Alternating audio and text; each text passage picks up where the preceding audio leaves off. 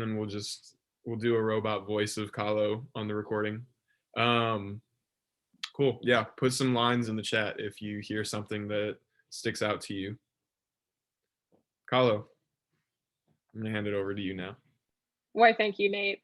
And I am so excited to have the honor of introducing our next poet, who's going to perform two beautiful pieces for us. Now, this poet is a silly goose who knows only yearning, little frogs, and Dolly Parton. They believe in pleasure, sorting your books based on spine color, always tipping 20% or more, and ampersands. They're a founding member of the M-Fan Club and Sapphic Soup Society. You can read their poetry in this spring's volume of Word magazine, if you're sexy. And you can text Olivia right now because they're not here. But we do want to hear their poetry. So with a heavy heart, I will pass it back to Nate to introduce the next present and accounted for poet. Wait, is the poet that we have coming up not present and accounted for? Wow. Olivia is not up in the chat. I believe they signed off a bit ago. Not sure if they're having connection problems, but thank you, Amelia, for contacting them. That's tough. Well, we have a performer who is also doing two poems tonight. This poet is a fourth-year writing and literature major. She writes about God, monsters, and queer intimacy. When she was a kid, she used to think about grammar rules when she couldn't sleep at night, which tells you everything you need to know about the adult she is now. Performing Bella Swan wanders Forks Like a Ghost, and in a Q&A, Ta-Nehisi Coates remarks that naming oneself is an act of liberation. Please give it up for Amelia. Hello. My first poem is about an important work of literature. This is Bella Swan wanders Forks Like a Ghost. Like water, like motel pool, dust scum lid, mosquitoes hatching, drowning. Her blood moving through her as she moves down narrow streets, past Sitka spruce swelling with burls, then stifles in bed listening to her eyelids unstick from corneal surface, a sound that is almost obscene. She dreams of veins rich with meltwater, black-tailed deer splitting smaller and smaller till 4 could fit on a microscope slide. She tells another life's fortune with 2 sticks, a bottle of floral perfume. She puts the bucket out to gather ozone, watching meek light glimmer in its mouth, then presses dry tongue to the metal to taste residual spark. She knows bodies, cleaned by translation, hold the pain, if not the scar. The trees begin their own slow retooling, while she imagines herself a half moon, hollows of her teeth flooded, figure reclined and empty in her hands.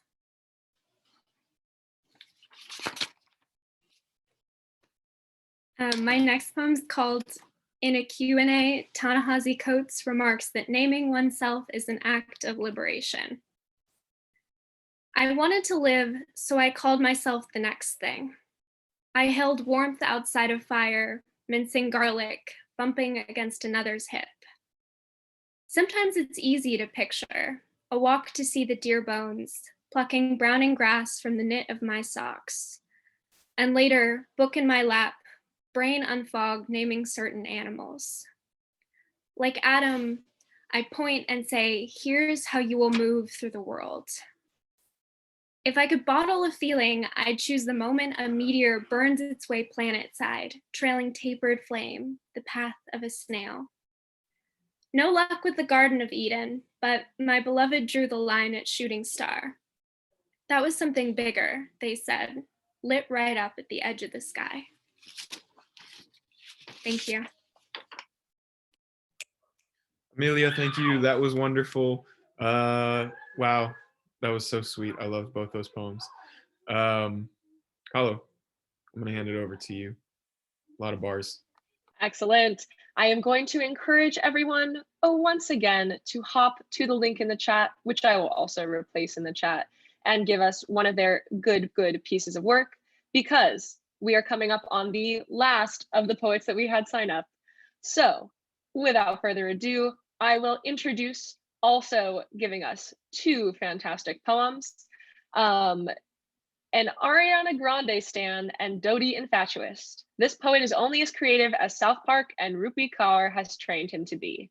A philosophy major with a fear of what we take to be known, give it up for Raymond with 2 quick content warnings, self-harm in the first poem and war mentions in the second. Give it up for the poet. Thank you so much. I'm a little bit confused because I thought this was later, but we'll just go with it. Okay. So the first one is just called Fake Made Up. Gonna go over that one right now. Fake makeup. You wear purple Kool-Aid across your lips as if to look older. Your mom wouldn't let you pierce your ears, so you had your friend do it with sewing pins. Blood spilled instead of thread, but you could still knot your fingers around the line of entry. Your colored nails are mismatched with Sharpie, blurry, not chipped unless bitten. Up your arms, there's dozens of bracelets to cover lines of self-harm. Nothing serious, just something for your experience. People call you beautiful now, not dramatic. So you think it has something to do with the way you live your life. From large sweaters to secret sundresses you'd hope you use, even the day begins to complement your joy. Yes, you elevate the breath of life. There are many plants that surround your garden, apartment, and around each is a kind of biotech where strobe lights sing notes like a colored xylophone. Your idea of a stable diet changes with nuance, like your explanation for each new tattoo. Some jobs will hire you, but they're the ones where sly comments aren't passive, they're clear gossip. You cry more often, but you hold your head up high like a nosebleed for tears. You visit home for comfort. The thing is, when you're older, you look at your toys to compare body size. They're small, but you can only leave a familiar place. You don't outgrow it. You just have larger ideas of where you want to be. The old gifts are either broken, donated, or sold. You take what time left you because it charges memory, and that places you somewhere. Now, you have to start saying no to expectations. Independence shows you what you need from people. Yet, friendship is getting harder to make. You're less attracted to those with answers than those with the same fears. Their habits become your own and it fucks you up. Religion becomes harder to accept, not because it's true, but another answer to your fears. There's too much territory to explore. So you settle in your hopeful sundresses in a small urban home with no kids. And now you're happy to be old.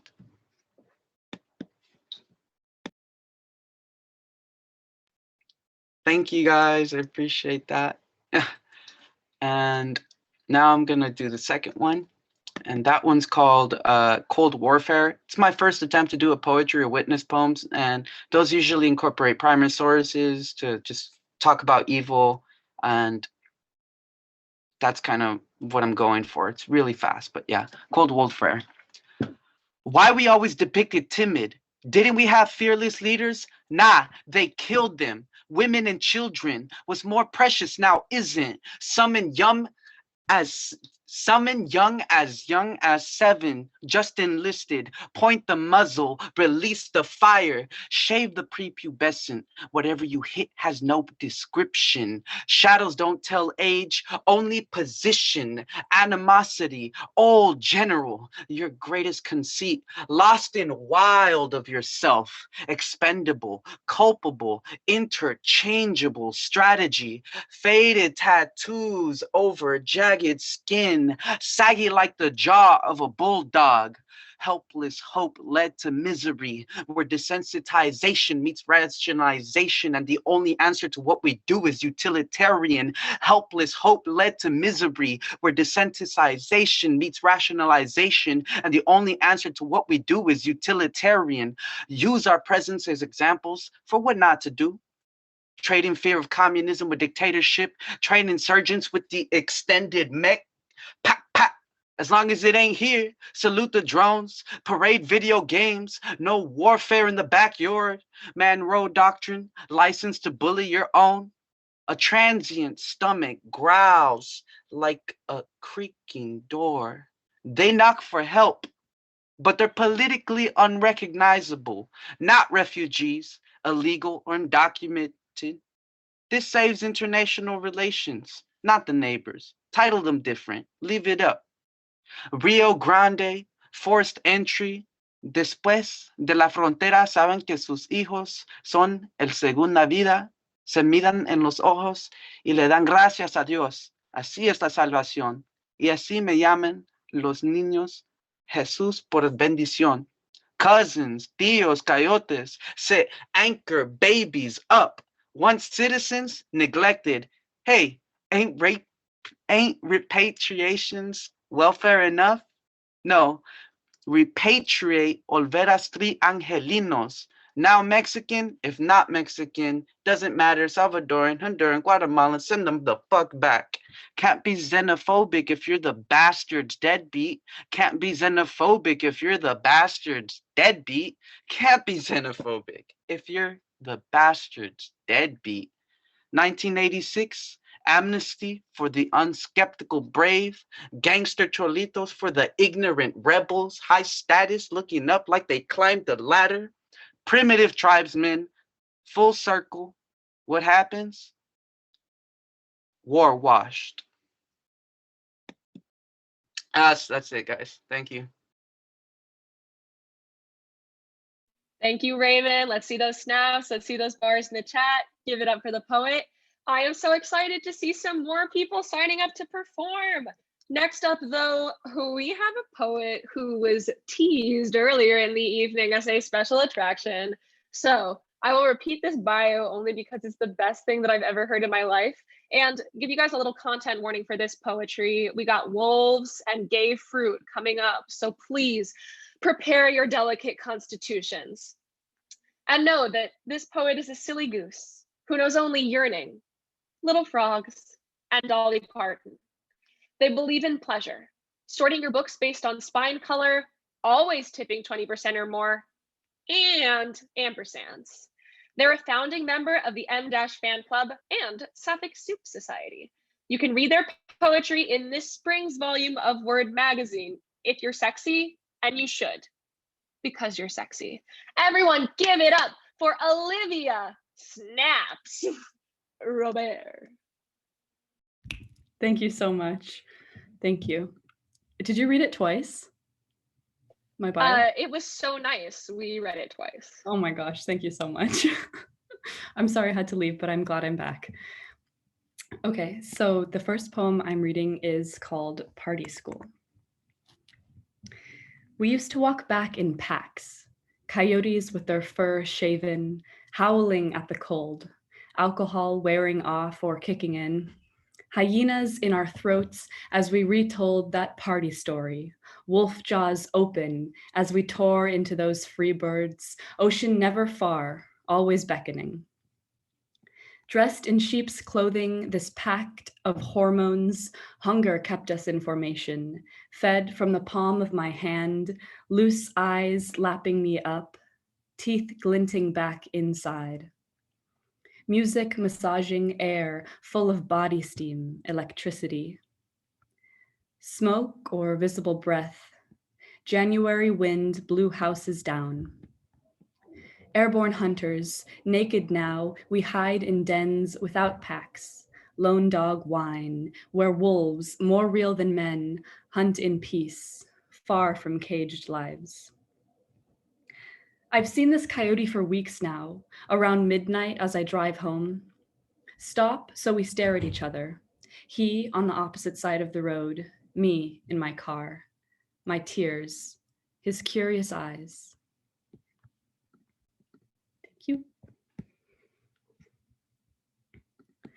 And my second one is called Second Nature. So that's exciting.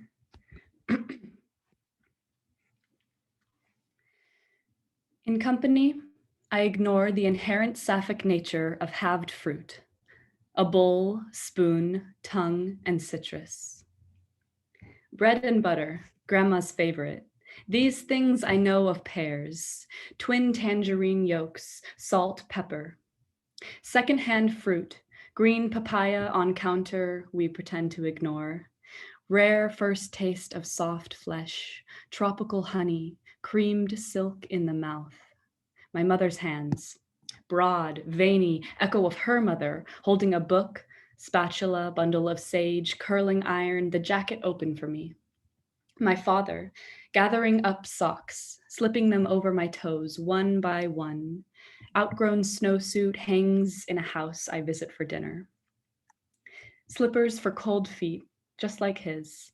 Trodden sheepskin, both of us with poor circulation, inherited chill. His have gone numb from diabetes, so my sister and I massage forgiveness back into his point of contact to earth when we were young and benevolent.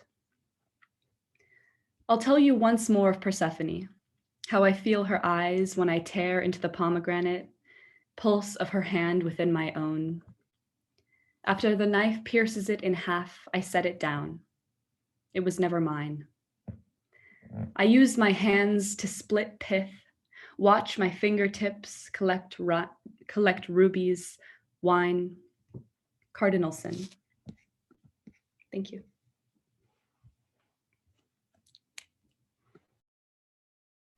Thank you so much for that beautiful piece, Olivia. I will literally never stop thinking about the inherent sapphicism of halved fruit and about how much I love and appreciate our next poet, a true Poets Club icon and original. This poet will change the world if he can avoid playing too much Call of Duty. And to the question of whether his poetry included content warnings, just said, nah. Everyone, please give it up for Big 30 Vino. Boy. I didn't really think that she was going to say that. Yep. All right. This poem is called The Shortest Day of the Year. She retreats into her jagged mountains much earlier than ever. Somehow I'm always shocked. Though she works like clockwork, creeping out of my peripheral as I hover over tasks I determine more needy. She's used to warming more bustling beings in a Vegas Strip Christmas rush, but the gifts this year are one day shipped. The invisible enemy still very much raging. Today she seemed reluctant, as if the crescent one had to tug her on the horizon. She screamed to me that I glanced once as she hid behind the spiraling tiles of Nevadan rooftops. And tomorrow, unless I am lucky enough to catch her, she'll be back before I know it. Thank you. Classics as always, Nate. And yeah, a warning that whatever you put in your sign up, I will obviously read word for word. And I am going to put out there one last time, because we have once again come to our final poet who is currently signed up, that you can sign up at the link in chat, which I might also put again in chat, just in case you didn't see it the first time. We have two more. We have two more now. We do? Oh my God, Yeah. you guys, I ask and from you I receive. This is why I And I love this shall club. receive. I shall receive. Just this club is Yes. the gift that keeps on giving, isn't it, Kahlo? Keep it coming, you guys. Oh my God, I'm blushing. And of course, if you are struck by the need to perform but have nothing, as long as there's still time before 9 p.m. when we finish up, I will give you guys a little writing time to let your creative juices flow. I didn't mean that to sound so weird, I'm sorry. But speaking of something weird, let's move on to a poet who described the content warnings of their work as "it weird." This poet is just 10,000 ants in a trench coat. So please give it up for the one, the only, Charlotte, performing Staring Contest. I am having a staring contest with the fox on my grandparents' roof. From 2007.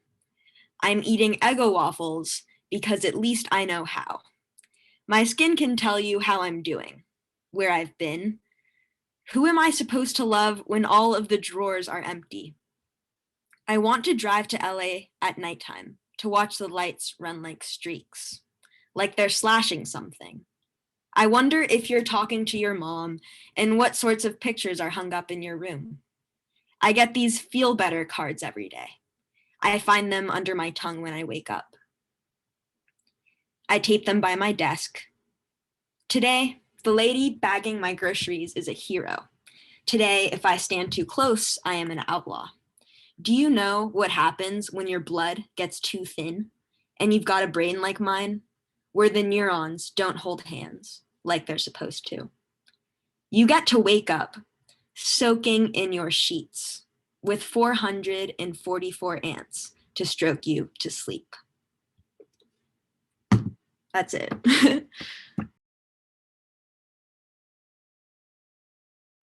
Everyone, please give it up for the poet. I shouldn't have to ask because you know she deserves it. Snaps, snap, snap, snap, snaps. And speaking of poets who you know deserve it, oh my God, you guys, lucky number 7. And a clinched it at the last minute sign up. This next poet let his little sister dress him up like a TikTok e-boy tonight. He loves his girlfriend and his stuffed bear that he got when he was born, and has trouble stopping himself from putting girls on pedestals. As a professional at writing bios, he definitely didn't chicken out into the last minute. So please give it up for Jason Cathcart performing Bumps and Divots. Small content warning, very sexy. That's all. I run my index up the pristine spine as it sits on the shelf, smooth and matte. My fingertip scans the name Collins as it reaches the top, and I tip it out, rescuing it from the claustrophobic squeeze of the alphabetized crowd, holding this new life in my hands, delivered from the shelf's C section. I thumb through the pages of poetry without really opening the book and land on a random page. I peer into it sideways. I read the poem aloud, and I like the way it feels on my tongue. So I shut the book and I bring it to the register. The cashier hands it back to me, and it doesn't belong to the bookstore anymore, but before it becomes mine, I've already decided that the book belongs to her. Propped up in my bed, I flip to the dedication, and underneath the authors, I scrawl my own, dedicating the book to her, and dedicating myself to the task of reading it. I write to her in it. I read with a pen in hand, leaving stanzas littered with brackets and scribbles, color-coded highlighting and slivers of personality. I pen with a book in hand, flooding the negative space with marginalia, definitions of words I had to look up, dawdling thoughts and thoughtless doodling. I let the weight of my interest hold open the pages, pressing against the resilience of the softcover binding.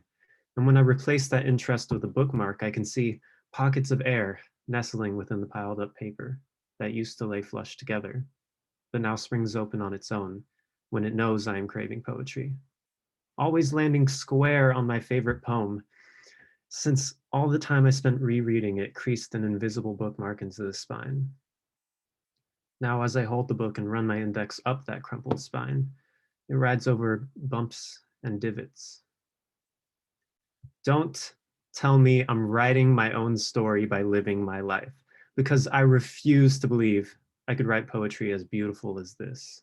Because I've spent years becoming accustomed to drafting chapters of nonfiction, but each day that I take out the bookmark to continue the story of us, I'm no longer writing, but reading poetry divinely authored. I trace her lines with care, as well as my finger. I skim skin, browse her brows, pore over her pores, and notice something new upon every reread. Though my favorite part is again noticing things I had gotten used to, like the pair of moles framing her lips that she inherited from her mother, a brown colon that punctuates her smile. I hold her and run my index up her pristine spine, and it rides over the same bumps and divots. To let her know my favorite parts, I annotate her body, charting her chest and the nooks of her neck, leaving my favorite parts circled in red. And as I draw on her, she draws me in, springing open for me, exposing the poetry within. And I love the way it feels on my tongue. Thank you. Come on. Come on. Come on now. Come on now. Wow. I've got comments to read. God, this is, I love y'all. I'm so glad that this has continued to be a virtual thing, that we've continued to have these showcases go so well. This is so beautiful. Jason, thank you very much. Give it up for Jason one more time. From wherever you are in the world, from behind your screen and behind your mute button. Okay, we have an 8th sign up now that I will be introducing. This 8th sign up is from a poet who used to intentionally pee her pants every Tuesday of first grade so that her grandma would pick her up from school.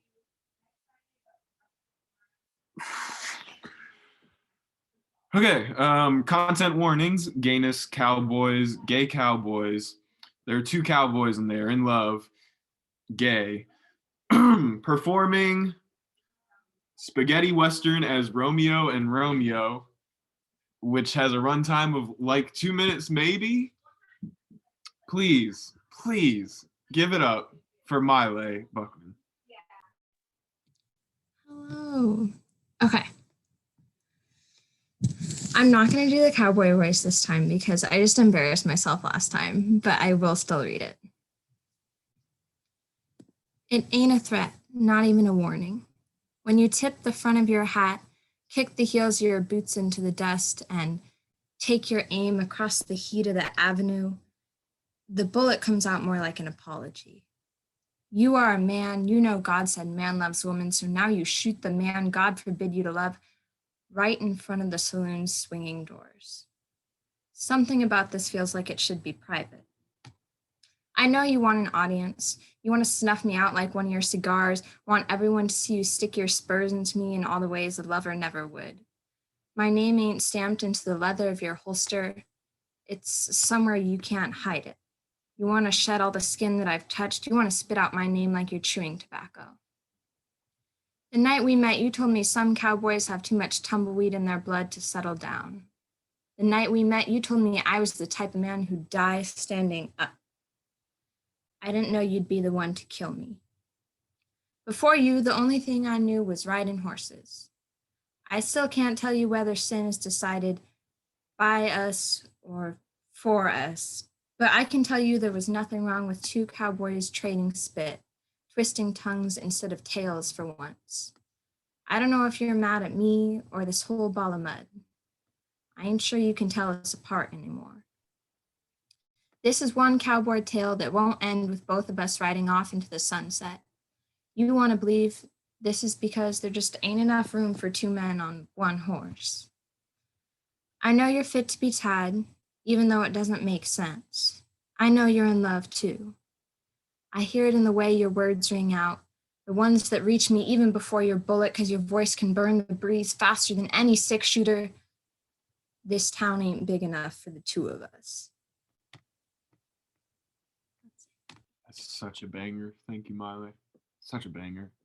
Such a good banger to end on if we have no more signups. Wow. Cool analogies, y'all. Another one in the books. Speak now or forever hold your peace. Great stuff. Kahlo has volunteered to lead the writing, it sounds like. So there will be a writing portion for the remainder of the time that we have left. But I am probably going to go watch some more iCarly. So I thank y'all for joining us once again. This has been another edition of Cool Analogies. E-Poets Are Ruining My Life. We'll be back again in spring after this. Remember that before the end of this quarter, if you are interested in signing up for Poets Club Core, you should do that. And that we will send out another reminder before the quarter ends about that. It's a lot of fun. It's really great to lead this club. I have loved it. But yeah, we'll be back in spring with more meetings every Thursday night at 7 where we want to hear what you have to say. And then we'll have another Cool Analogies as well. Bye, y'all.